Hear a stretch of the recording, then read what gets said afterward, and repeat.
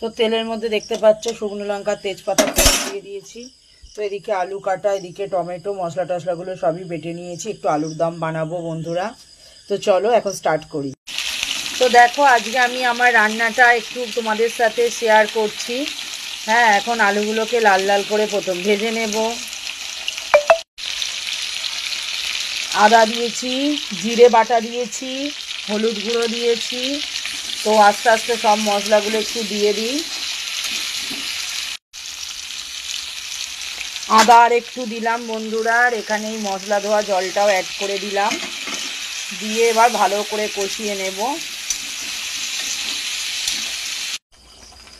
দেখো এখানে আলুর দমটা মোটামুটি ফুটে এসছে।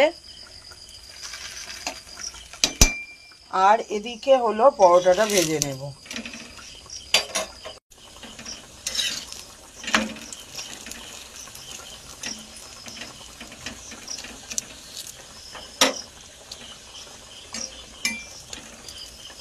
এখন দেখতে পাচ্ছ এই আলুর দমের মধ্যে আমি চার মগজ বাটাটাও দিয়ে দিলাম। দিয়ে আর একটু ঢাকা দিয়ে দেবো এবার।